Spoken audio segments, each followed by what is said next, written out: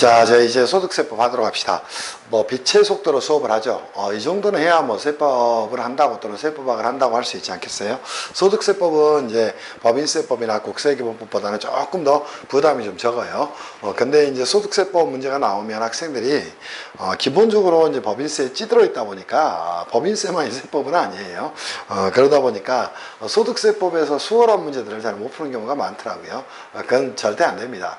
소득세법에서는 출제되는 것들이 크게 한 5가지 주제 한 짝이 전부 다 끝납니다. 그래서 그런 부분들을 중심으로 좀 정리를 좀 하셨으면 좋겠다 이런 생각이 들어요. 그래서 저희 뭐 제 3편에 소득세법 가서 좀 정리를 하겠습니다. 제가 이번 교재를 통합세법학 가지고 하는 이유도 여러분들한테 전체적인 부분을 책을 읽는 습관을 드리고요. 쟁점들을 좀 파악하라 이런 취지로 그렇게 하는 거예요. 그래서 제3편에 소득세법 가서 좀 정리를 하도록 하겠습니다.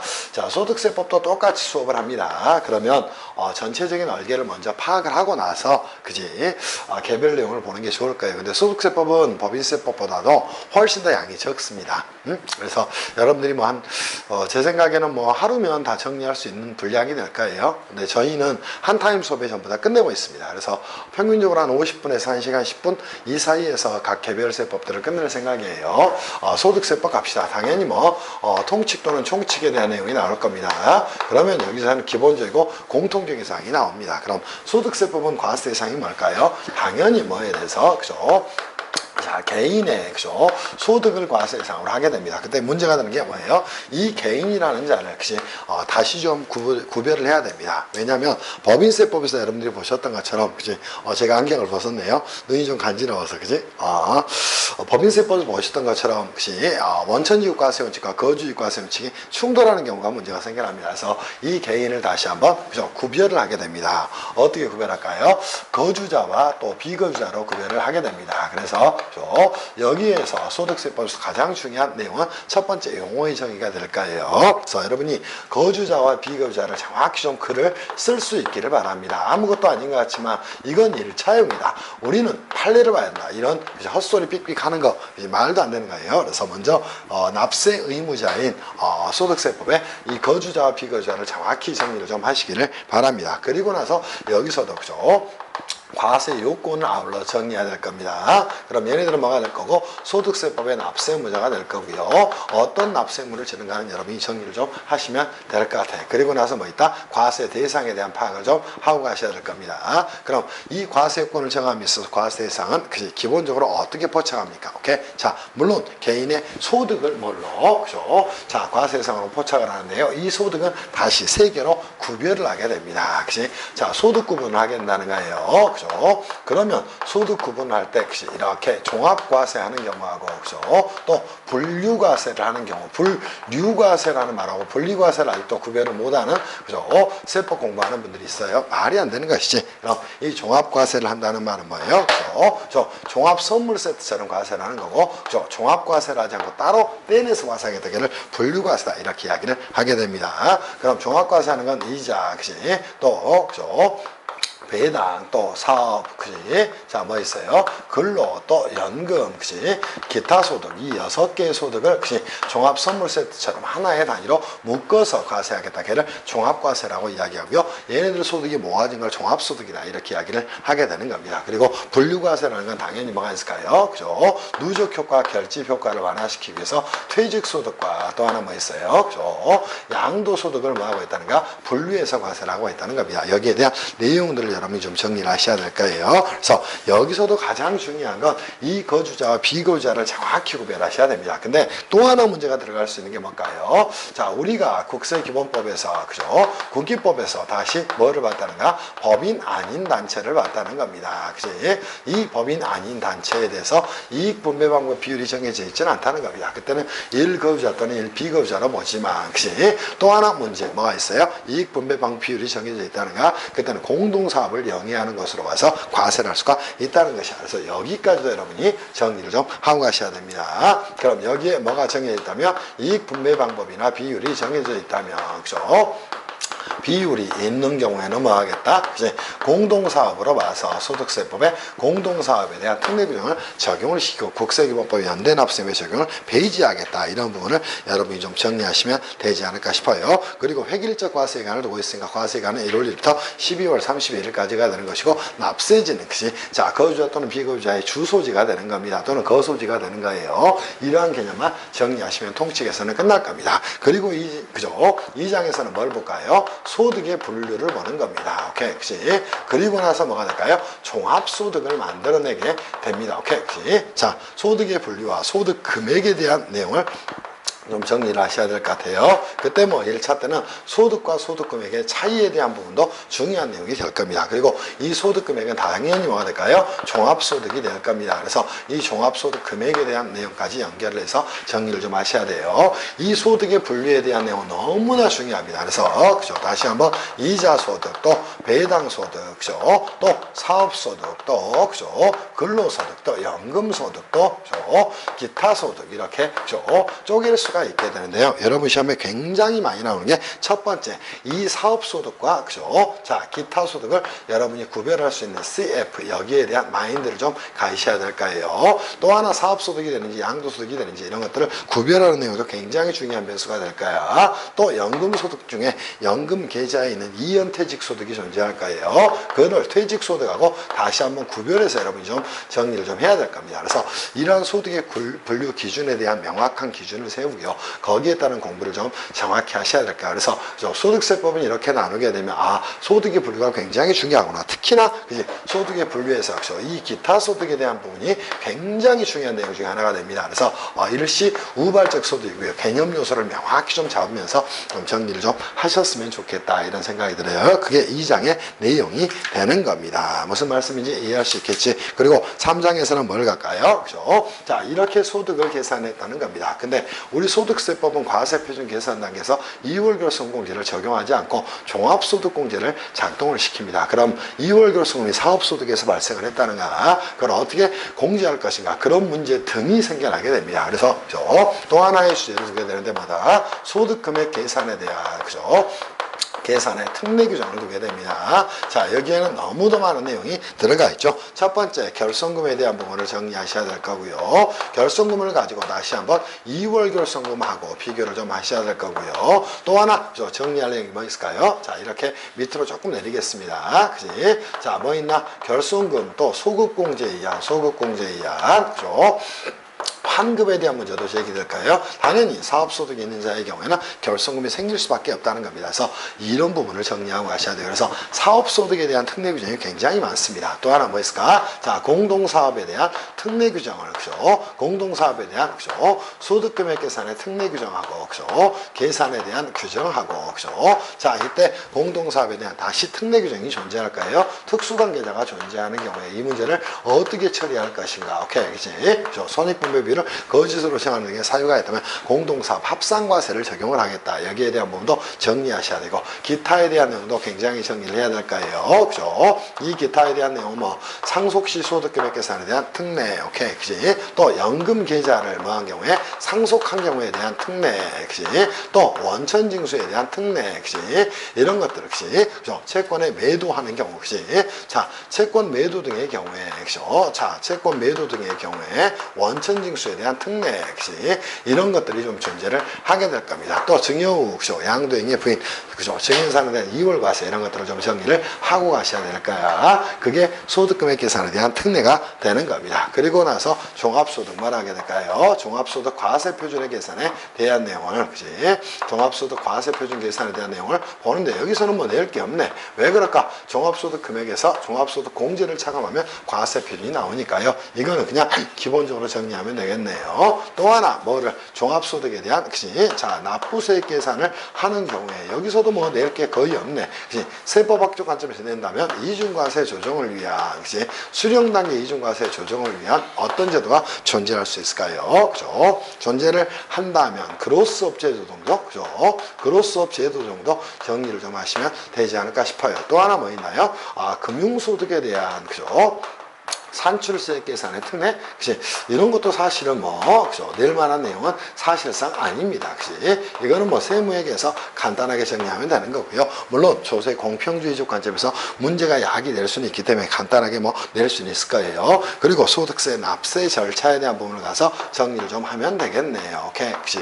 자, 이때는 나머지 부분은 절대 안 보시더라도 여러분이 무조건 보셔야 될 게 뭐예요? 소득세법의 원천징수 제도는 반드시 정리를 하고 가셔야 됩니다. 그래서 이 원천징수 제도는 소득세법의 원천징수 제도로 완벽하게 좀 정리를 하고 가셔야 돼요. 그죠? 이거는 언제든지 30점짜리 배점이 쪼개져서, 그죠? 출제가 10점이든 15점이든 항상 나올 수 있는 내용이 되는 겁니다. 그리고 퇴직소득세에 대해서 좀 정리를 하시고요. 이때 퇴직소득세에 대해서 정리를 하실 때는, 그죠? 자, 연금 계좌에 대한 사적 연금에 대한 연금 중에, 그죠? 자, 뭐가 있나요? 이연퇴직 소득하고, 그죠? 이연퇴직 소득하고 연결해서 이렇게 좀 정리를 좀 하셔야 되지 않을까 싶어요. 그 외에는 출제를 많은 내용이 없습니다. 그래서, 그죠? 사적 연금 중에 이연퇴직 소득하고 꼭 연결해서 정리를 좀 하시라, 이렇게 말씀을 좀 드리고 싶어요. 그리고 여러분 시험에 또 하나 나올 만한 내용이 뭐 있나요? 양도소득세에 대한 부분이 출제가, 그죠? 돼야 됩니다. 요 근래 이쪽에서 출제가 거의 안 됐어요. 그래서 올해는 양도소득세 쪽이 나올 확률이 굉장히 많습니다. 그때는 뭐 양도의 개념을 중심으로 여러분이 논의 전개를 해 나가셔야 될 거예요. 전체적으로 정리한다면 뭐예요? 통치계산은 거주자, 비거주자의 구분에 대한 부분, 그치? 또 법인 아닌 단체에 대한 처리 방법에 대한 부분, 오케이, 국기법에. 그치? 자, 이 부분을 먼저 정리를 좀 하고 가셔야 됩니다. 두 번째 시험에 뭐 항상 소득의 분류에 대한 부분과 그치? 과세 방식에 대한 부분은 언제 출제될 수 있을까? 이 부분을 좀 정리하셔야 돼요. 특히나 그치? 제가 볼 때는 이 연금소득하고 기타 소득 쪽에 초점을 두면 정리하셔야 되고요. 각 소득관 구별 방법에 대해서 좀 정리를 하셔야 됩니다. 뭐 흔한 예로 주식매수 선택권 행사 이익에 대해서 그치?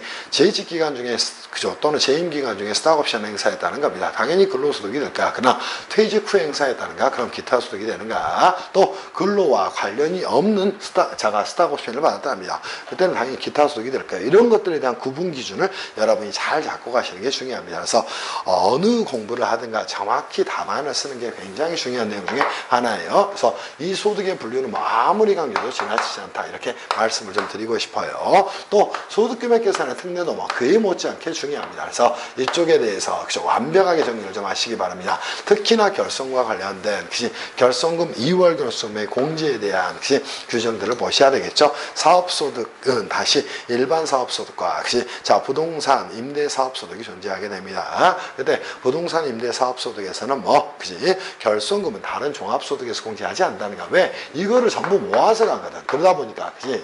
종합소득 금액을 계산하는 과정에 그것들을 공제할 것인가, 공제하지 말 것인가, 여기에 대한 문제가 제기되게 됩니다. 또 하나, 결손금 소득공제에 의한 환급도 정리하시고요. 공동사업에 대한 소득금액 계산의 특례, 즉 국기법의 연대납세에 예외가 된다는 사실도 정리하시고요. 특수관계자가 있는 경우에 뭐 하겠다? 공동사업에 대해서 합산과세를 하겠다. 그자의 손익분배 비율에 해당하는 금액을 한도로 뭐 한다? 또 연대납세물을 준다. 그죠? 이런 부분이 연대납세무의 규정을 뺐다가 다시 넣는 규정이 되는 거예요. 그래서 여기에 대한 내용도 같이 명확히 좀 정리를 하시기를 바랍니다. 또 상속시 소득금액 계산의 특례, 또 연금 계좌를 상속하는 경우에 대한 부분, 또 그죠? 일시불로 받는 경우에 대한 특례, 또 채권 매도 등에 있어서 그죠? 원천징수에 대한 특례, 이렇게 정리하시면 되겠죠. 과세표준 계산 단계 종합소득공제는 그죠? 여러분들은 뭐 세무회계에서 물어볼 부분이니까 나올 내용이 아니에요. 그죠? 그리고 그죠? 이 납부세액에서 이중과세 조정을 위한 그로스업 제도 정도 정리를 좀 하시고요. 또 하나 정리할 내용이 있다면 뭐가 있을까? 금융소득 산출세 계산의 특례가 조세 공평주의적 관점에서 어떠한 의미를 가지고 있는가, 이런 부분을 좀 정리하시면 될까. 그리고 소득세법에서 뭐 가장 중요한 내용 중에 하나가 뭐예요? 원천징수입니다. 오케이? 왜냐하면 소득세, 과세, 그죠? 대상이 되는 소득은 거의 무한대 가까울 정도로 많아요. 오케이? 그치? 그리고 전부 다 여기에 걸려들게 됩니다. 또 소득세 납세물을 진 자는 모두 국민이야. 왜? 개인이니까. 그러다 보니까요. 그죠? 소득세법에서는 세우는 탈루 위험이 굉장히 많다는 거예요. 이를 뭐 하고, 그죠? 방지하고 조세 공평을 구하고 조세 행정의 편의성 도모를 위해서 뭐 하고 있다? 이 원천징수제도를 굉장히 광범위하게 쓰고 있다는 겁니다. 그럼 소득세 과세 대상인 원천징수세 대상 소득을 지급하는 경우에는 뭐 하겠다? 원천징수를 통해서 먼저 국가가 걷어가겠다는 겁니다. 이때 원천징수는 다시 한번 뭐로 나눌 수 있어요? 예납적 원천징수와 완납적 원천징수로 나눌 수가 있는 것이고요. 또 원천징수 대상 소득을 지급하면서 원천징수 의무를 이행해야 되는 자는 원천징수 의무자다. 그 자들은 뭐 다음 달 10일까지 납부해야 되는 게 원칙이 된다는 겁니다. 그죠? 물론 반기별 납부가 있지만, 오케이? 그리고 상대방이 되는 자는 뭐라고 있나? 납세 의무자다. 이렇게 이야기를 하게 됩니다. 이 납세 의무자와 국가는 직접적 채권 채무 관계를 갖지 않죠. 그죠?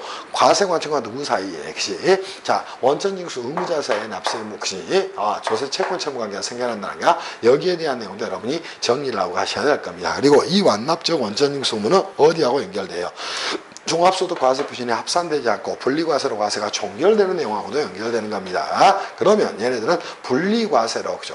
과세가 종결되는 부분하고도 연결이 되니까 이렇게 여러분이 좀 정리를 해나가시면 되지 않을까 싶어요. 그리고 퇴직소득에서는 이연퇴직소득과 퇴직소득의 관계에 대해서 좀 정리를 하시면 좋지 않을까 싶습니다. 무슨 말씀인지 이해할 수 있겠지? 그때는 항상 여기에 연금소득에 대한 과세 체계하고 같이 비교를 해서 좀 정리하시면 좋을 것 같아요. 그리고 양도소득세에서는 뭐 원바다가 뭡니까? 그지?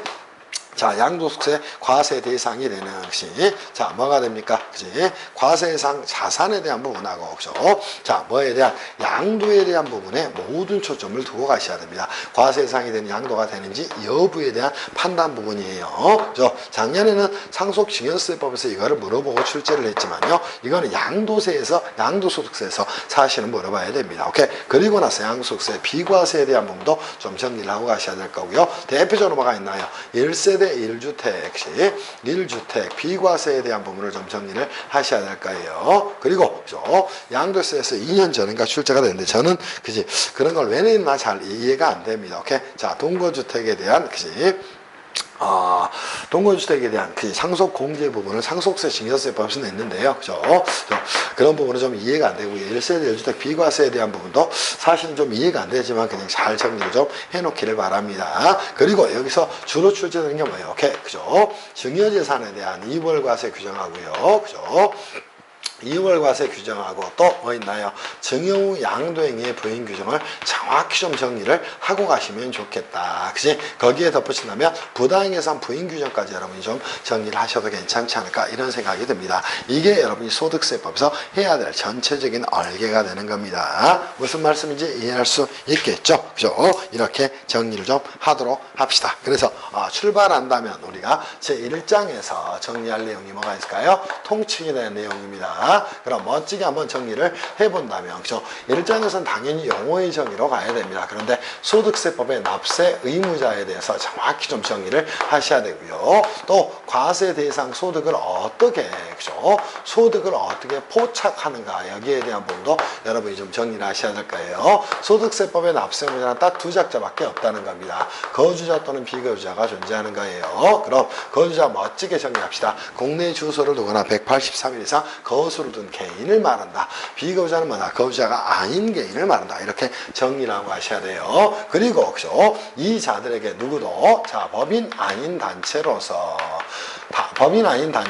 관할 세무상의 승인도 얻지 못했고요. 또 이익 분배 방법 비율도 정해져 있질 않다는 겁니다. 방법이나 비율도 정해져 있질 않다는 거예요. 이때는 당연히 1거주자 또는 1비거주자로 봐 소득세 납세물을 제대로 만드는 거예요. 이런 부분도 여러분이 국기법에서만 끝내는 게 아니라 소득세법까지 가지고 와서 정리를 할 수 있어야 한다는가. 그래서 이쪽 부분도 언제든지 여러분 그죠? 출제가 가능한 부분 중에 하나예요. 그래서 이 부분 꼭 좀 정리를 하시기를 바랍니다. 국기법 내용을 가지고 다시 한번 이렇게 여러분들이 역시 정리를 해나가셔야 될 부분 중에 하나예요. 그리고 과세상 소득을 포착하는 방법으로 그죠? 자, 항상 어떻게 포착한다? 종합소득과 그치?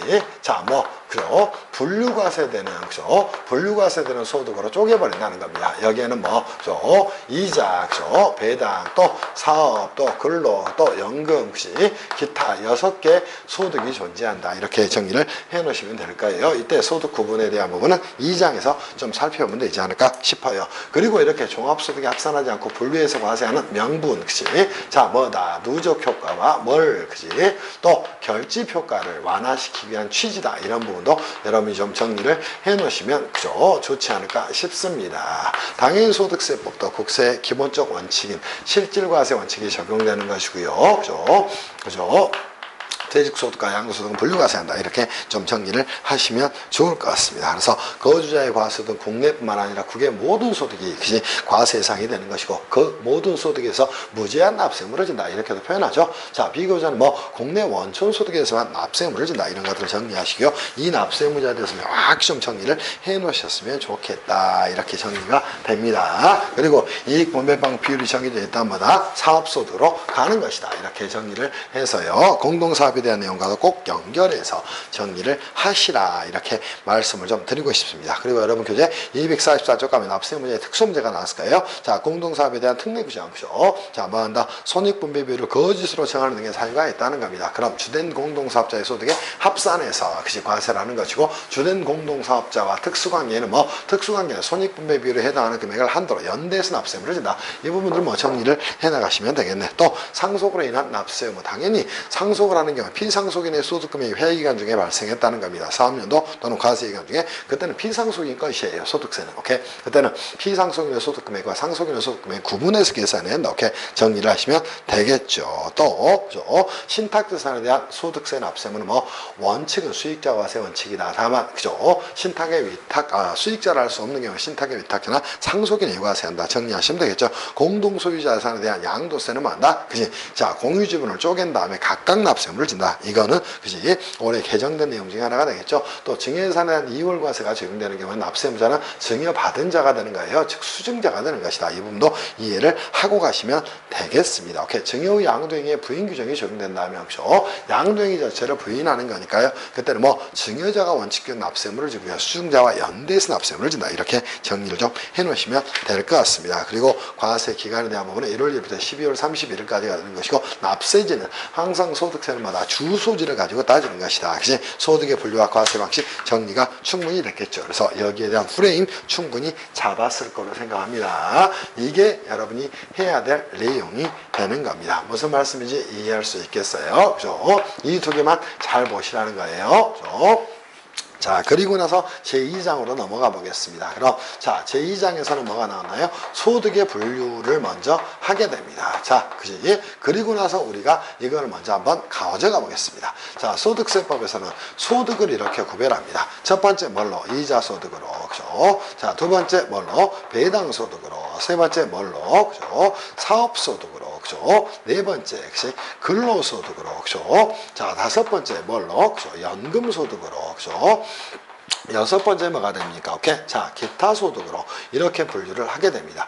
이때도 여러분이 잊지 말아야 될 건 뭐예요? 법인세법상 소득 처분에 의해서 생겨날 수 있는 건 배당 소득도 있고, 오케이? 또 근로 소득도 있고, 또 기타 소득도 있다. 이게 뭐가 됩니까? 배당, 상여, 기타 소득이 되는 거야. 그래서 법인세와 연결고리에 대한 부분도 절대 잊어서는 안 돼요. 그런데 여러분이 먼저 파악해야 할 건 뭐란가? 이 소득의 개념에 대해서 먼저 파악하라는 겁니다. 이 소득은 뭐라고도 표현합니까? 총수익 금액이다. 이렇게도 이야기를 하게 됩니다. 그러니까 얘는 뭐예요? 필요경비가 차감되기 전에 금액이 되는 겁니다. 오케이? 그리고 나서 그죠? 중간에 뭐가 있을까요? 이 필요경비를 그지? 이렇게 차감을 해주는 겁니다. 그러면 뭐가 나오는가? 소득 금액이 나오는 것이야. 그지? 이러다 보니까 뭐예요? 저 소득 금액 계산의 특례 규정이 만들어지게 되는 겁니다. 당연히 이자 소득의 경우에는 필요경비가 없는 것이고 배당 소득의 경우에는 필요경비가 없다는 것이야. 다만 배당 소득의 경우에는 어떤 배당 가산액에 가산액에 대한 그죠? 그로스업에 대한 문제가 그지 가산액을 가산하게 되면 저 종합소득 금액이 나오게 된다. 이렇게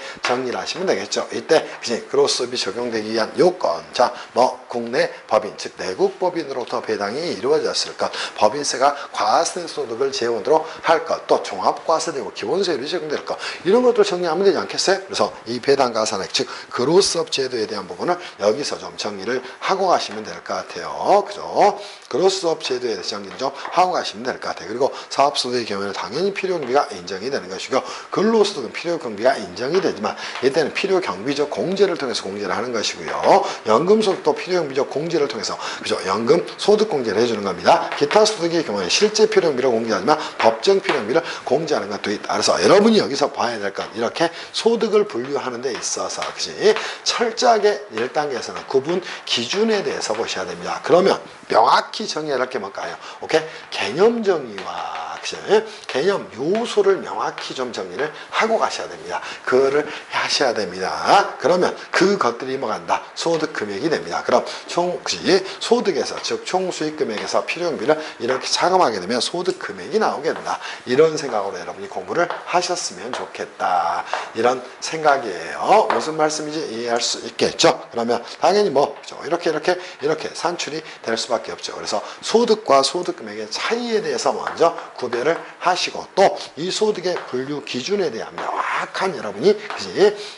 개념을 먼저 잡으시기를 바랍니다. 그럼 이자 소득에 대해서 여러분들 시험에 나올 만한 내용이 어떤 것들이 있을까 간단하게 좀 정리를 해드릴까요? 자, 이자 소득에서 시험에 나올 만한 내용은 첫 번째가 뭐가 있습니까? 그지? 비영업대금의 이익이 있을까요? 그래서 이 부분들 지우고 좀 정리를 해놔야겠습니다. 자, 비영업대금의 이익은 뭐예요? 영업으로 인한 그지? 자, 뭐가 그지? 대여로 인해서 발생하는 소득이 아니라는 겁니다. 그럼 자, 뭐 대부업이 아닌 자가 그치? 금전을 대여해서 발생하는 이자 소득을 비영업대금의 이익이라고 이야기를 하게 되는 겁니다. 이것도 그죠? 이자 소득이 되는 겁니다. 그러면 여러분들이 여기서 정리를 좀 해나갈 때, 이자 소득의 분류에서 정리를 좀 해나갈 때요. 자, 저러한 마인드 첫 번째 그죠? 기본적인 의의다 이렇게 좀 정리를 할 수 있고요. 그죠? 자, 2장의 내용을 여기서 연결을 다시 한번 한다면 제 2장에서 그죠? 자, 다시 한번 소득의 분류를 할 때 여러분에게 중요한 기준은 뭐라는 거예요?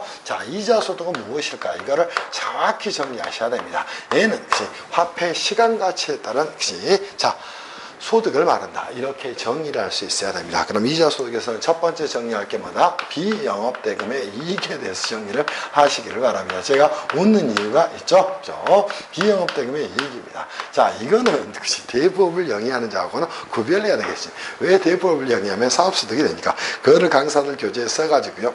어쩌고 저쩌고 썼어요. 대부업을 영위하면 사업소득이니까 필요경비 공제가 되겠죠. 이제 종합소득이 합산하겠죠. 그죠?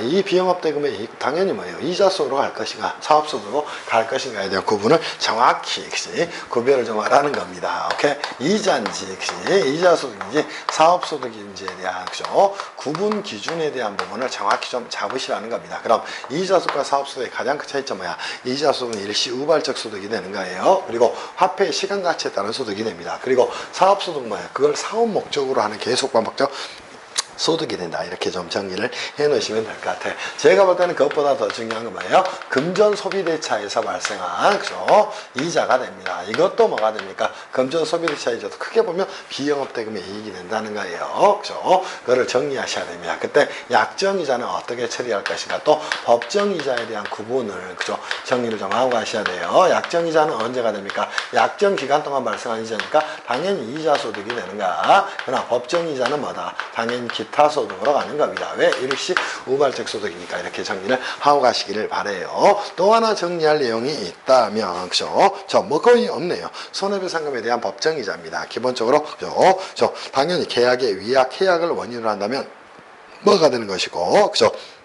기타 수로 분류하는 것이고요. 그죠? 계약의 위약, 해약이 아닌 정신적 피해에 대한 손해배상이라든가 물질적 피해라든가 또는 교통사고로 인한 혹시 손해배상으로 인한 이자 등은 당연히 얘네들은 뭐가 된다? 그죠? 이자 소득이 아니다. 이렇게 정리하셔야 돼. 또 하나 여러분 항상 가셔야 될 거 뭐가 있습니까? 수입 시기에 대한 부분 정리하고 가셔야 돼요. 이거는 법인세법으로 전환한다면 뭐예요? 그죠? 자, 손익의 귀속식에 대한 내용입니다. 그럼 대원칙은 뭐다? 약정주의다. 즉 권리금 확정주의다. 다만 무기명 채권의 이자라든가, 오케이? 금융가로 받는 그치 예금, 그치 부금의 이자라든가 이런 것들은 현금주의가 작동이 된다. 이렇게 정리를 꼭 하고 가시기를 바랍니다. 무슨 말씀인지 이해할 수 있겠지? 또 소상공인 부금도 마찬가지다. 그래서 수입 시기는 원칙은 뭐가 됩니까? 약정주의라는 거예요. 그죠? 약정주의입니다. 예외적으로 뭘 쓴다? 그치? 현금주의를 쓰는 경우도 있다. 그래서 여기까지 여러분이 정리를 하고 가시면 될 것 같아. 됐나요? 그래서 기본적으로 이자 소득의 구분 문제하고 이 수입 시기를 중심으로 여러분이 정리하시면 어느 것도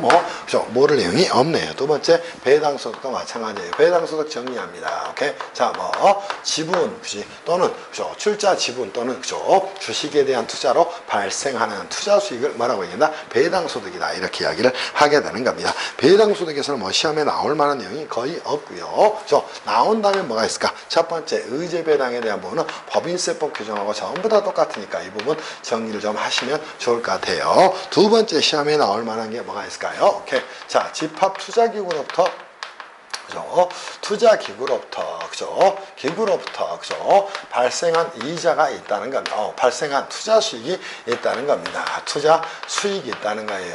이때는 여러분이 머릿속에 꼭 넣어놓고 가셔야 될 내용이 존재합니다. 자, 뭐한 경우에는 적격 집합 투자기구에 대한 구분을 꼭 정리를 하고 가셔야 됩니다. 그럼 여기서는 뭘 정리한다? 적격 집합 투자기구로부터 발생한, 그죠? 투자 수익이 있다는 겁니다. 그러면 이때는 배당소득으로 본다. 오케이? 적격 집합 투자기구가 아닌 경우에는 그치 뭐한다? 그치 일반적 소득의 분류 기준에 따른다. 이렇게 정리를 하고 가셔야 됩니다. 이때도 당연히 적격 집합 투자기구는 국내 적격 집합 투자기구인가, 그치? 그죠?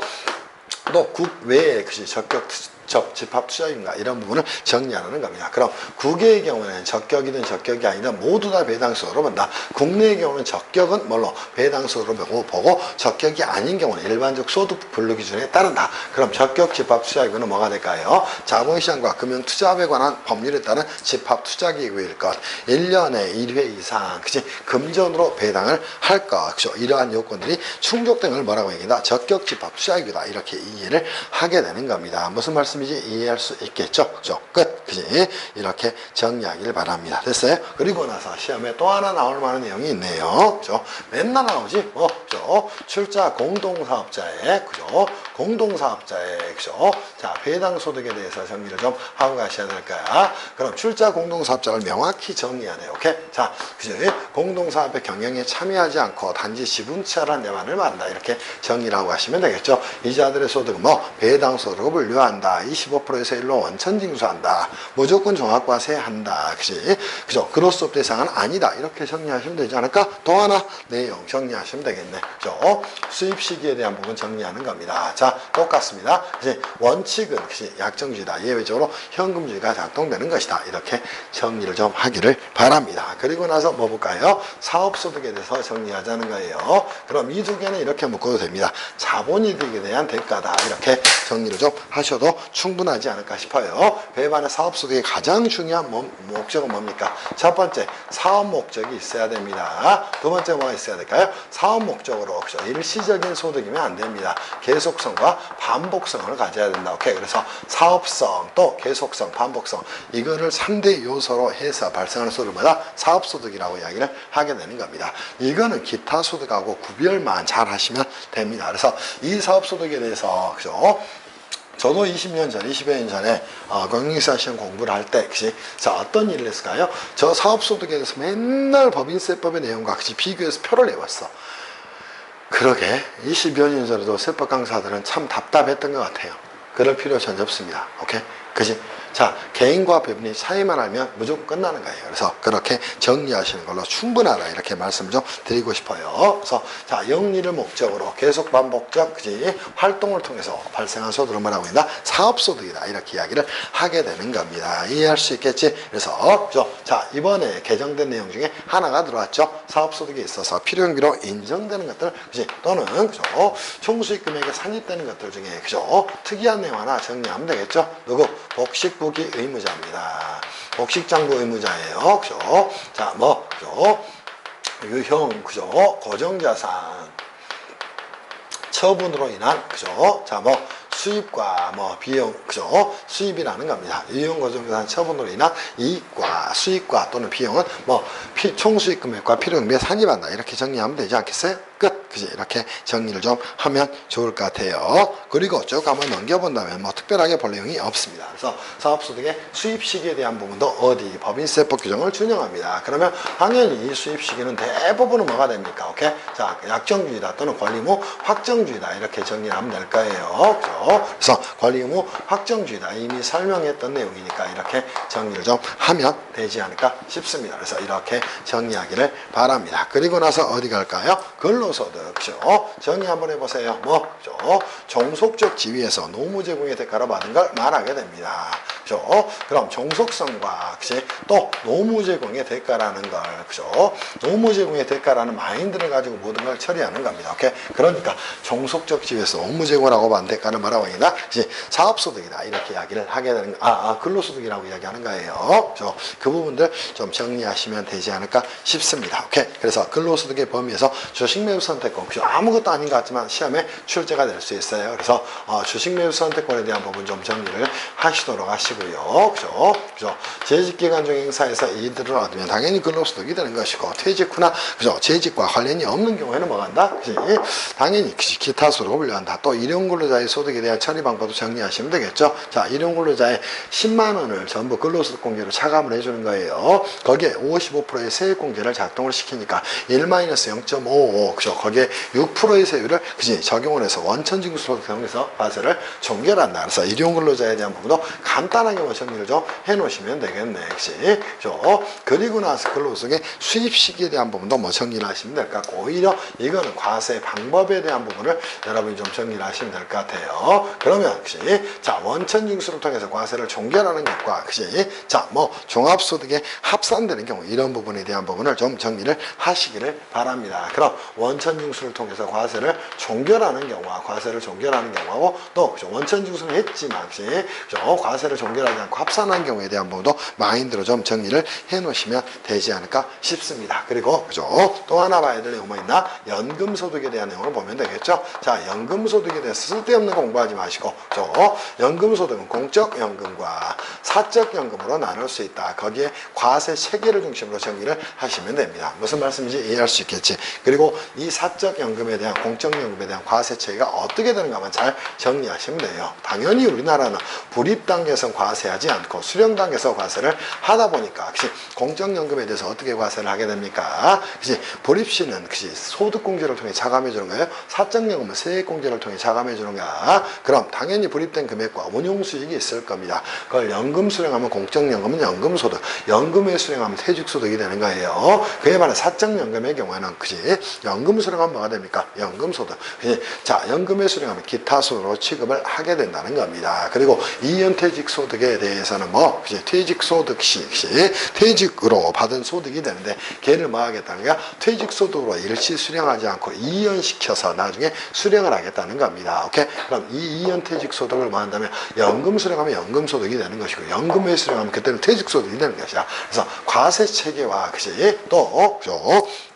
분류 방식에 대한 내용만 여러분이 잘 정리를 하시면 아무것도 문제가 되질 않습니다. 그 중에 이 사적연금 중에 체크할 부분이 뭐 있나요? 자, 이연퇴직소득에 대해서 좀 정리를 하라는 거예요. 그죠? 이거는 어디하고? 퇴직소득세하고 퇴직소득세하고 연결을 좀 해서 정리를 하면 좋겠다. 이런 생각이 좀 듭니다. 그래서 이게 여러분이 해야 될 내용이다. 이렇게 말씀을 좀 드리고 싶어요. 그리고 나서 여러분 시험에서 정말 많이 나오는 건 뭐가 됩니까?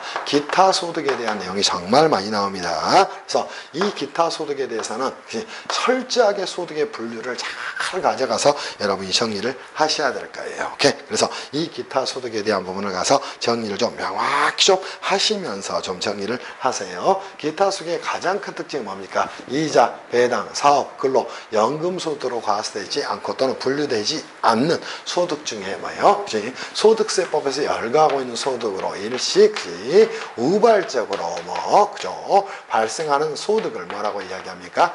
기타 소득이다. 이렇게 이야기를 하게 됩니다. 그래서 이 내용은 정말 시험에 출제가 많이 됩니다. 그 중에 가장 많이 되는 게 뭐가 있을까요? 계약의 위약 해약으로 인한 경우, 그죠? 위약 계약으로 인해서 받은 뭐가 있다는가요? 주택 입주 지체 상금에 대해서 그죠? 시험에 종종 출제가 됩니다. 그래서 여기에 대한 부분은 혹시 어디까지 가야 될까요? 법정 필요 경비에 대한 부분하고 과세가 어떻게 되는가 이런 부분까지 꼭 정리를 좀 하고 가셔야 됩니다. 무슨 말씀인지 이해할 수 있겠죠. 그래서 계약의 위약, 계약으로 받는 위약금 배상 또 부당이득 관할 시 지급받는 이자는 기타 수로 분류된다. 그죠? 그래서 여러분 교재 양괄 5번 꼭 정리를 하셔야 되고요. 또 주식 매수 선택권 행사 이익에 대한 부분도 정리를 좀 해놓으시면 좋을 것 같아요. 그죠? 선택권 행사 이익에 대한, 그지? 선택권 행사 이익에 대한 부분도 정리하시고, 그죠? 또, 그죠? 사적연금 중에서, 그죠? 기타 수로 과세되는 경우에 대한 부분도 꼭 정리를 하고 가셔야 될 내용 중에 하나가 될 거예요. 또 많이 나오는 게 뭐 있습니까? 뇌물, 그지? 또, 알선 수재, 또, 배임 수재에 따른 소득이 존재를 하게 됩니다. 그때, 그죠? 자, 얘네들을 과세 예상 소득으로 잡습니다. 근데, 자, 뇌물 등이 되겠죠.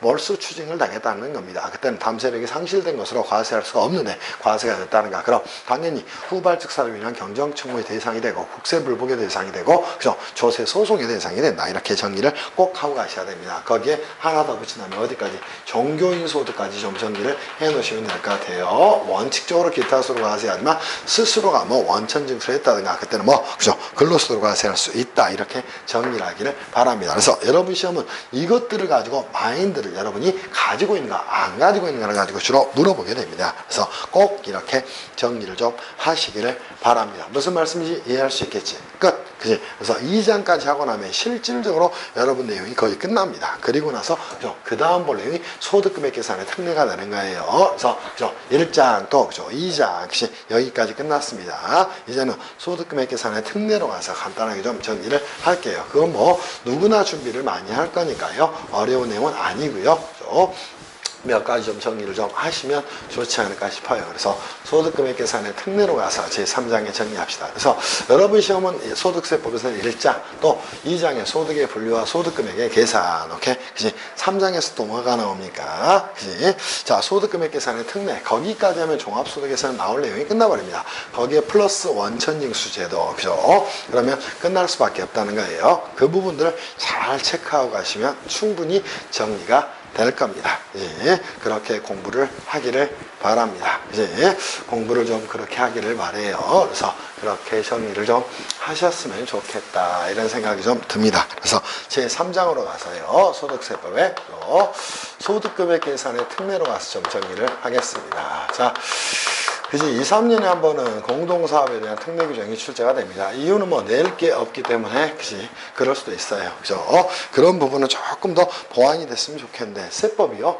실제로 전체를 공부를 해보고 나면 별게 없습니다. 오케이. 그래서 소득금액 계산의 특례로 가서 정리를 좀 합시다. 첫 번째 나올 만한 내용이 앞으로는 쪼개질 수 있습니다. 부당의 계산 부인 규정이 그죠? 출제될 수 있습니다. 그러면 여기서는 그지 자 법인세법하고 뭐가 다르냐 이런 부분에만 초점을 두시면 돼요. 자, 법인세법에서는 어떤 규정을 가지고 그죠? 정리합니까? 그냥 소득금액의 사업소득이에요. 오케이. 근데 그죠? 자, 여기서는 그지 부당의 계산 부인 소득세법에서는 그지 자, 저희가 우리 소득세법을 보고 있으니까요. 그죠? 소득세법의 부당의 계산 부인은 일정한 소득자의 소득이 한다는 겁니다. 그럼 부당의 계산 부인에서 적용 대상은 그지 출자 공동사업자의 배당소득, 배당소득 중에서는 그것만 해당되는 거야. 또 사업소득, 또 기타소득, 양도소득이 있는 거주자 행위 또는 소득금액 계산이 됐나요?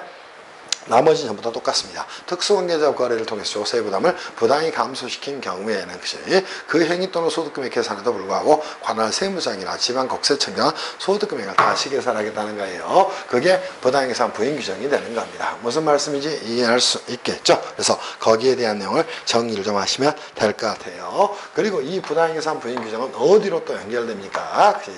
증여 후 양도행위의 부인하고도 연결되고요. 그죠? 양도행위의 부인으로도 연결이 되는 겁니다. 그런데 그치? 여러분 시험에서 소득세법에서 나오는 거 뭐예요? 거의 다 사례는 고가 매입하고 그죠?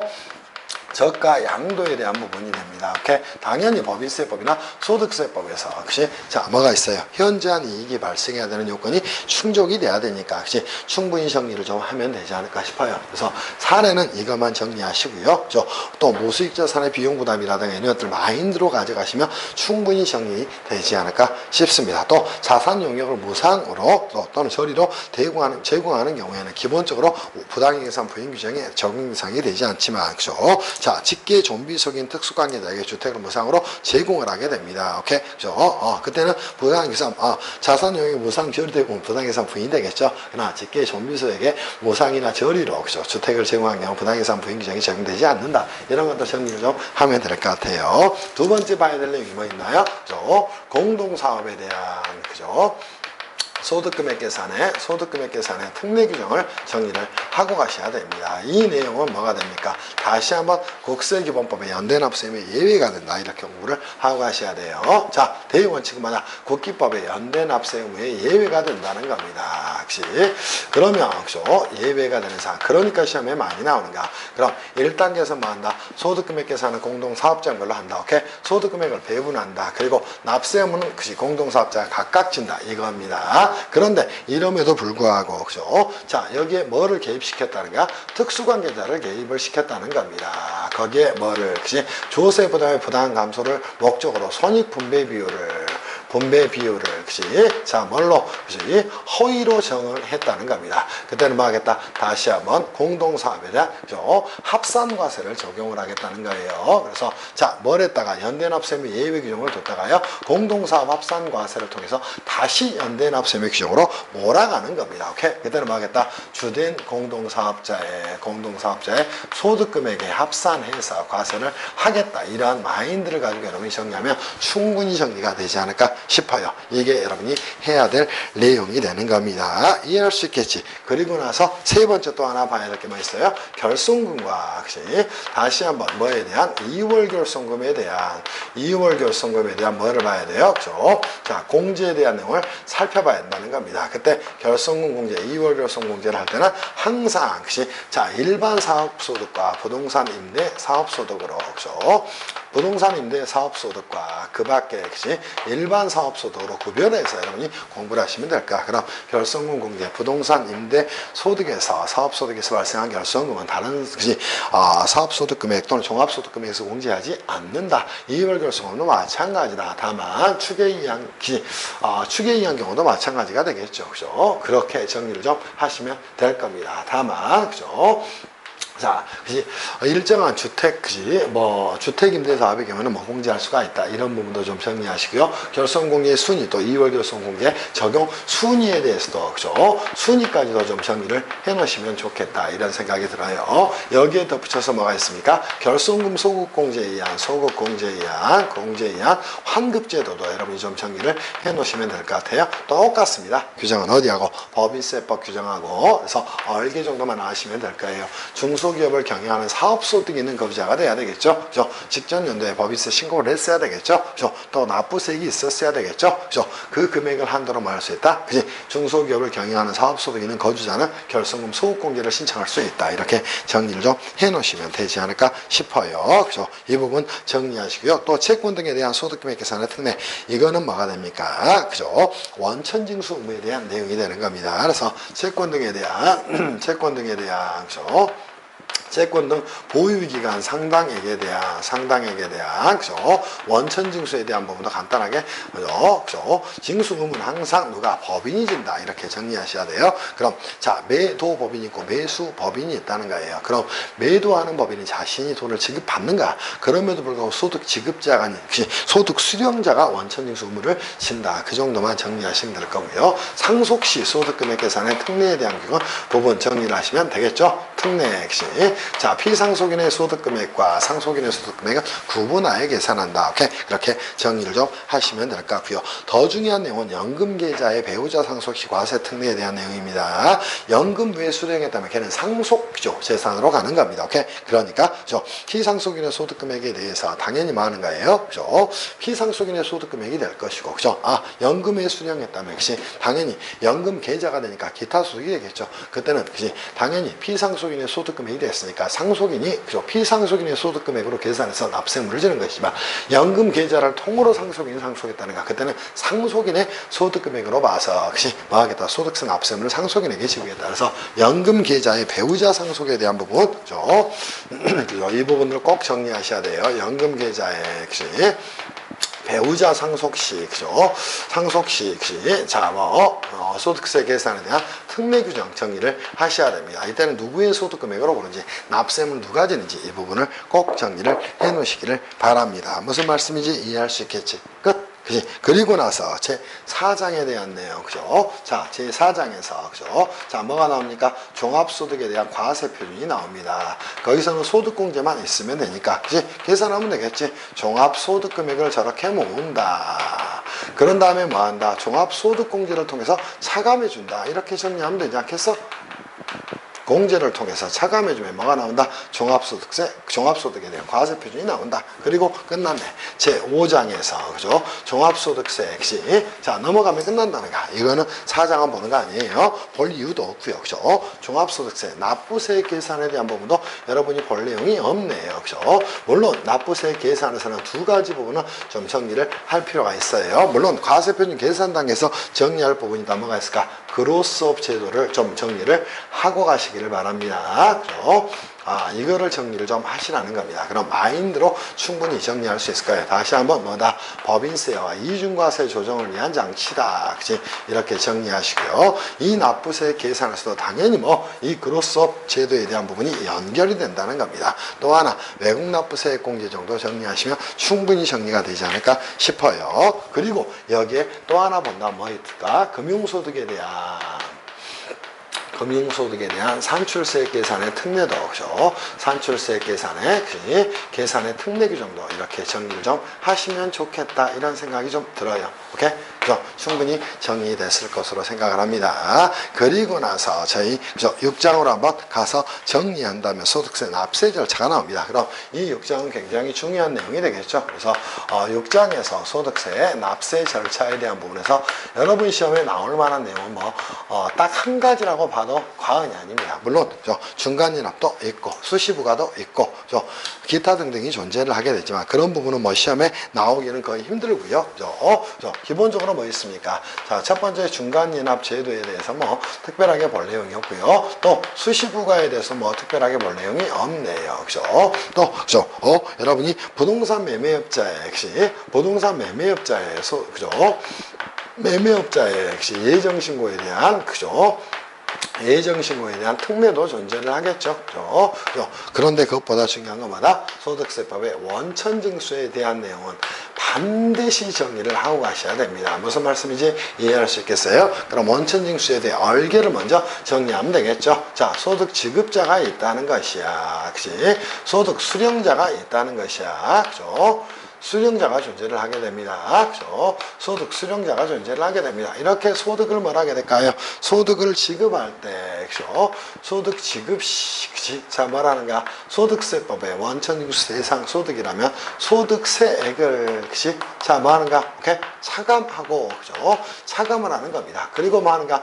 이 소득 지급자는 징수라는 것이에요. 그래서 이자를 뭐라고 이야기한다? 원천징수 의무자다. 이렇게 이야기를 하게 되는 겁니다. 그죠? 자, 이렇게 원천징수를 해서 누구한테 납부를 하는 것이야. 오케이. 이렇게 국가에, 그죠? 납부를 하는 겁니다. 얘를 원천징수에다 이렇게 이야기를 하게 됩니다. 그럼 국가와, 그치? 이 소득 지급자는, 그죠? 당연히 채권 채무 관계에 놓여지게 됩니다. 그럼 과세권자, 그치? 납세자가 됩니다. 오케이. 그래서 납세 개념이 중요한 거예요. 그죠?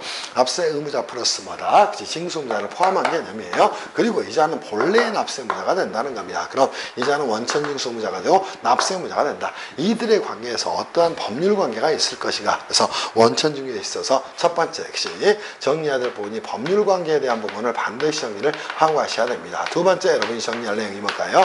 원천징수 대상 소득에 대해서 정리를 하고 가셔야 돼요. 대상 소득이 누가 될 것인가. 또 원천징수 의무자는 소득을 지급하는 모든 자가 된다. 오케이? 그리고 세율에 대한 부분을 정리하셔야 되고요. 원천징수에 대한 특례 규정도 정리하셔야 되고, 그치? 자, 지급식의 의지에 대한 부분도 정리를 좀 하고 가셔야 됩니다. 오케이? 특히나 뭐가 있나요? 그죠?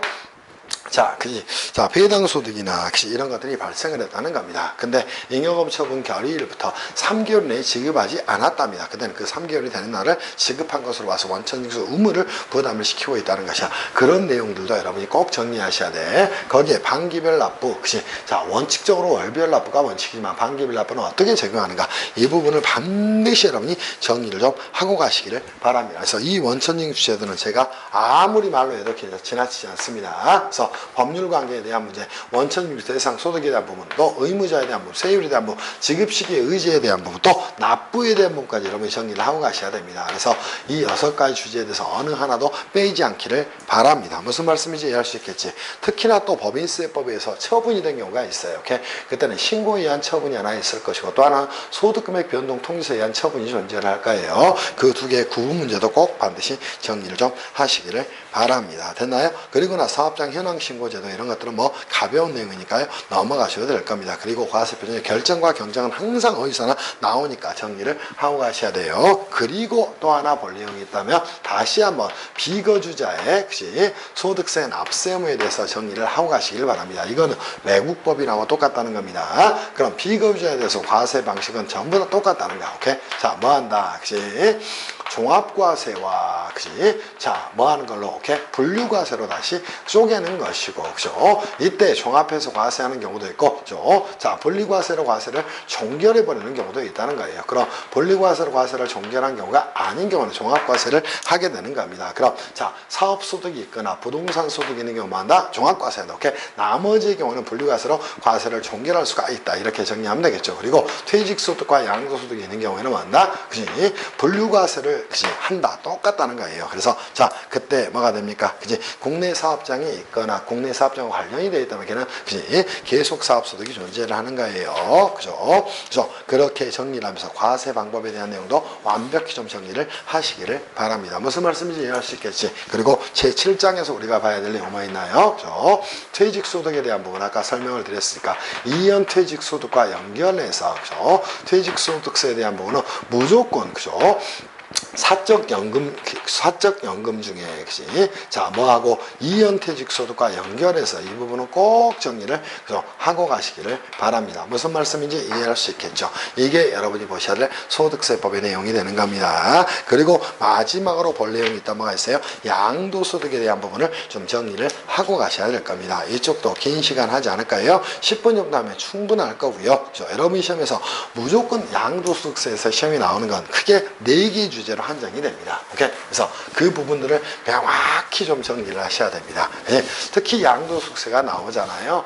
제 생각에는 종합소득에 대한 부분 또는 소득의 분류에 대한 부분을 좀 내고요. 양도소득을 30점짜리 내기는 좀 부담이 있을 거예요. 그래서 10점이나 15점 정도로 출제라는 게 조금 더 바람직하지 않을까. 또 그리고 그렇게 출제해야 되지 않을까 이런 생각을 좀 합니다. 그래서 올해는 소득세법에서는 출제 경향이 좀 바뀔 수도 있어요. 법인세법도 마찬가지고요. 출제 편의성 때문에도 그렇고요. 여러분의 실력에 대한 전반적인 검증을 하기 위해서는 좀 그렇게 가야 되지 않을까 싶습니다. 그래서 양도소득에 대한 부분으로 가서 좀 정리를 좀 하고 갈게요. 그죠? 자, 이제는 어디를 갈까? 양도소득에 대한 부분으로 가서 정리를 좀 하도록 합시다. 그럼 제 8장입니다. 양도소득세에 있어서는 여러분이 무조건 그죠? 정리해야 될 게 뭘까요? 오케이? 자, 첫 번째. 양도소득세 과세 대상에 대해서 철저하게 정리하셔야 됩니다. 그럼 과세 대상에 대해서는 첫 번째 뭐가 있어야 될까? 과세 대상 자산에 대한 부분을 정리해야 될 거예요. 그러면 얘네는 1그룹, 그죠? 자, 그룹, 그죠? 1, 그룹 2, 그죠? 그룹 3으로 쪼개서 이 부분에 대한 내용을 마인드로 좀 정리를 하셔야 돼요. 그럼 양도소득세 과세상 자산이 있어야 되고 또 하나 두 번째 뭐가 있어야 됩니까? 그죠? 그 자산에 양도가 있어야 될 것이고 그로 인해서 뭐가 발생했어야 됩니까? 소득이 발생했어야 됩니다. 오케이? 그럼 이 그룹 1, 그룹 2, 그룹 3을 정확히 정리한 다음에 과세상 자산의 양도인가? 그치? 이거를 가지고 따지는 거예요. 양도는 뭐다? 오케이? 그죠? 과세상 자산이 사실상 이전이 돼야 됩니다. 또 하나 뭐가 돼야 돼요? 유상 이전이 돼야 된다는 거. 무상 이전의 경우는 증여세 과세 대상이 될 뿐이에요.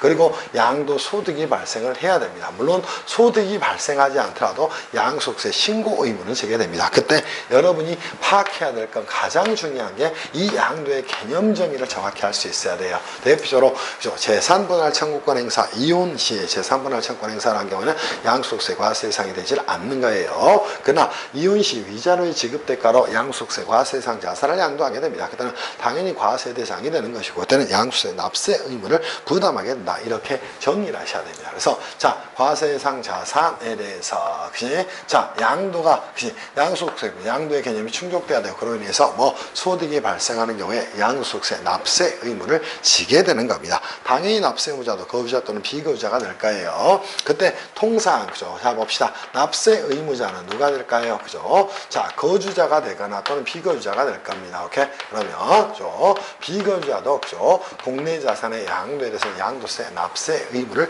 부담을 하게 된다. 이렇게 정리를 하면 되겠죠? 그죠? 이거를 여러분이 먼저 정리를 명확히 하고 가시는 게 굉장히 중요한 내용 중에 하나입니다. 그래서 여러분 교재도 그룹 1, 그룹 2, 그룹 3으로 나눴죠. 그룹 1에는 토지, 건물, 또 부동산 사용의 권리, 그치?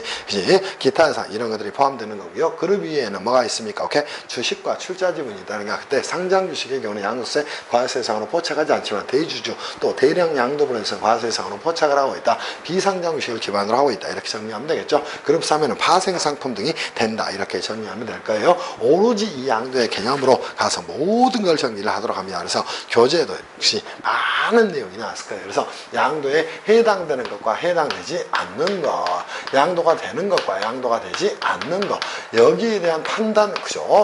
판단을 명확히 그치? 여러분이 논거를 가지고 하셔야 됩니다. 그때는 오로지 이 말을 가지고 쓰는 거예요. 오케이? 자, 사실상 이전이 있어야 되고 유상 이전이 있어야 한다는 거예요. 그죠? 그 말은 타인에게 이전이 돼야 되고 대관계에 있는 이전이 된다. 이걸 가지고 모든 것들을 좀 정리를 하고 가셔야 됩니다. 무슨 말씀인지 이해할 수 있겠죠. 그리고 세 번째 시험에 나올 만한 내용이 뭐 있을까요? 그죠? 이거를 가지고 토지거래 허가구역 내, 그죠? 허가 구역 내 양도에 대한 부분도 양도에 대한 부분도 충분히 물어볼 수 있을 거예요. 이때 토지거래 허가는 뭐라는가? 형식이라는 겁니다. 그러니까 사실상 이전이 있고 유상 이전이 있다면 양도세 납세 의무가 성립하는데 아무런 문제가 없다는 것이야. 오케이? 다만 뭐가 됐다면 토지거래 허가가 취소가 돼서 그치? 이 당사자가 합의 해제를 통해서 그걸 없앴다면 당초에 성립했던 납세 의무는 소급해서 소멸하게 된다. 이렇게 정리를 좀 해놓으시면 되지 않을까 싶습니다. 무슨 말씀인지 이해할 수 있겠죠. 그죠? 충분히 정리가 됐을 거예요. 그리고 나서 자, 비과세 양도소득에 있어서 그죠? 자, 1세대 1주택 비과세에 대해서 그죠? 정확히 좀 정리를 하시면 좋겠다 이런 생각이 들어요. 그때 1세대 1주택 그지? 비과세가 적용되기 위한 요건들을 좀 정리하시고요. 그죠? 자, 1세대 1주택 비과세가 적용되는 경우에 대한 그지? 예외 규정들 그지? 1세대 2주택인 경우에도 그죠? 비과세가 그지? 적용되는 경우 어떤 경우일까? 그지? 그래서 대표적으로 여기에 대한 특례 규정이 되겠죠. 그래서 일시적 2주택이 되는 경우 2주택이 되는 경우에 대한 문제를 물어볼 수 있을 거고요. 그죠? 또 어느 경우에 대한 문제를 물어볼 수 있을까요? 그죠? 일시적 2주택의 경우 혹시 또 하나 고가주택에 대한 특례 이런 것들을 항상 물어볼 수 있습니다. 그때는 뭐 상속, 혼인 등에 대한 부분을 여러분이 그지? 상속 또 혼인 그지? 자, 동거가족의 질병 등으로 그죠? 세대 전원이 뭐 하는 경우 그죠? 부득이한 사유로 이전이 되는 경우 그죠? 부득이한 사유로 그죠? 이전하는 경우 등이다. 이런 부분들 정리하시고 고가주택의 경우는 9억까지는 양도세가 비과세가 된다. 오케이? 나머지 부분에서 양도세가 과세가 된다. 이런 부분들을 정리를 좀 하시면 될 것 같아. 그리고 양도 시기에 대한 부분은 그닥 중요한 건 아니고요. 그죠? 더 중요한 내용은 뭐가 됩니까? 그치? 법인세법과의 연결에 대한 부분을 좀 정리를 하시면 될 것 같아요. 특수관계인에게 시가를 초과해서 양도를 한 경우가 됩니다. 그러면 그죠? 그 자는 뭐가 됐을까요? 그치? 자, 매입한 자는 고가 매입이 됐을까? 그럼 부당해서 부인 규정이 적용됐을까? 그럼 소득 처분을 했겠지? 그때는 뭐, 그죠? 당연히 뭐가 됩니까? 이 소득 처분된 금액에 대해서 과연 그치 양도가액을 뭘로 볼 것인가? 법인세법상 시가로 본다. 오케이, 그죠?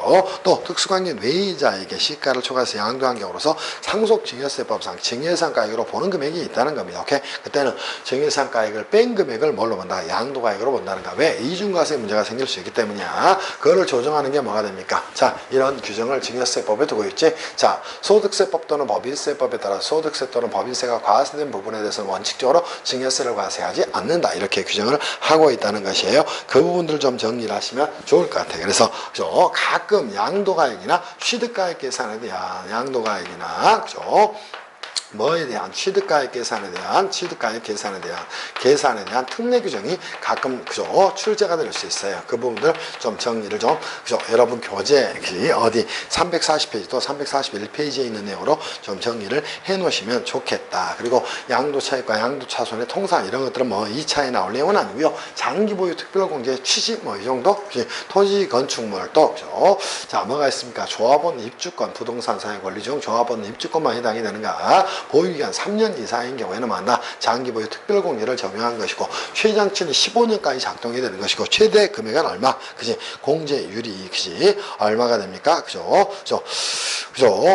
뭐 80%가 되나요? 그렇게 좀 정리를 좀 하시면 되지 않을까 싶습니다. 이렇게 정리를 좀 해놓기를 바랍니다. 무슨 말씀인지 이해할 수 있겠죠? 그죠? 그렇게 정리를 해놓기를 바랍니다. 그리고 여러분들 양소득 금액 계산의 특례에서 항상 출제할 수 있는 게 뭐있나요? 그죠?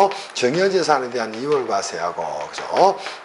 이월과세하고 또 증여 후 양도행위의 부인에 대한 부분은 완벽히 좀 정리를 좀 하셔야 됩니다. 그죠? 양도행위의 부인에 대한 부분은 얼마든지 여러분 시험에 15점, 20점짜리로 출제될 수 있어요. 그래서 이건 완벽히 정리합니다. 오케이? 그리고 납세무자는 누군지, 연대납세무가 적용되는지 여부, 양도가액은 누구의 가액으로 계산하는지, 취득가액은 누구의 가액으로 해서 계산하는지, 또 장기보유 특별공제가 적용되는지 여부, 이런 것들을 완벽하게 정리하셔야 돼요. 그래서 그죠? 얘네들은 기본적으로 뭐 적용 요건 기본적으로 정리하시고요. 그죠? 또 납세 의무자. 그죠? 또 하나, 그죠? 취득가액 계산은 어떻게 할 것인가. 그지? 또, 그죠? 자, 납세 의무의 그지? 특례 규정은 납세 의무자에 대한 특례 규정, 연대 납세 의무는 적용되는가 여부, 이런 것들을 중심으로 꼭 정리를 좀 하셨으면 좋겠다. 그지? 이런 것들을 중심으로 정리를 하고 가셔야 됩니다. 그리고, 그죠? 양념으로 항상 여러분들 또 하나, 자, 증여 양도행위 부분, 아까도 말씀드렸지? 고가 매입, 저가 양도의 경우에 대한 부분은 항상 정리를 하시면서 가셔야 될 거예요. 그죠? 그리고 그죠? 여러분들 뭐 조정 대상 지역 이런 것들은 거의 안 나오니까요. 안 보셔도 됩니다. 그리고 양도세 예정신고, 확정신고에 대한 내용도 안 나옵니다. 그럼 마지막으로 나올 내용이 뭐 있을까? 자, 국외자산의 양도에 대한 그죠? 양도에 대해, 국외자산 양도에 대한, 그죠? 특례 규정 정리를 하시기를 바랍니다. 자, 국내 주소 또는 거소를 5년 이상 둔, 그지? 거주자에 한해서 양도일 현재, 그지? 이 국외자산에 대해서 양도소득세 계산을 할 수 있다는 겁니다. 당연히 뭐, 실지거래가액이 적용이 되는 것이고요. 양소득 기본공제는 적용이 될 겁니다. 오케이. 그러나 장기보유 특별공제나 이런 것들은 적용되지 않는다. 또, 외화 환산에 대한 문제가 제기될 거예요. 거기에 대한 부분도 완벽하게 좀 정리를 하고 가셔야 될까. 그래서 저는 제가 출제를 한다면 이쪽, 그죠? 또 이쪽 국외산 양도소득에 대한 특례, 또 그죠? 토지거래 허가구역 내 양도에 대한 부분, 또 그죠? 이 양도에 해당하는지 여부에 대한 부분, 또 1세대 주택 비과세에 대한 부분, 이런 것들을 섞어서 30점짜리를 만들 것 같아요. 그래서 쪼개가지고 10점, 그지? 뭐 7점, 6점 이렇게 문제를 만드는 게 합리적인 방법이 아닐까 싶어요. 그래서 양도소득세는 어느 하나도 빼지 말고 정리하셔야 됩니다. 양도는 뭐다? 사실상 유상이 전되는 것이야. 여기에 대한 사례 문제를 정확히 이해하시고, 두 번째 토지거래 허가구역 내 양도에 대한 부분 정리하시고요. 비과세 중에 1세대 주택 비과세에 대한 그치? 내용을 정리하시고, 일시적 2주택에 대한 그치? 비과세 특례에 대한 내용도 정리하시고, 증여사는 이월과세, 또 증여 후 양도행위의 부인, 또 국외자산 양도소득세에 대한 그죠? 특례 규정도 정리를 꼭 하고 가셔야 될 겁니다. 그지? 제가 볼 때는 양소득세가 나올 때가 됐어요. 그래서 그런 부분을 정리하시면 되지 않을까 싶습니다. 오케이. 이렇게 해서 소득세법 부분을 마치도록 하겠습니다. 도움되시죠? 그지? 이 정도 랩을 해야 세법학 선생이라고 하지. 세법 선생이고. 그죠? 쉬었다 하겠습니다.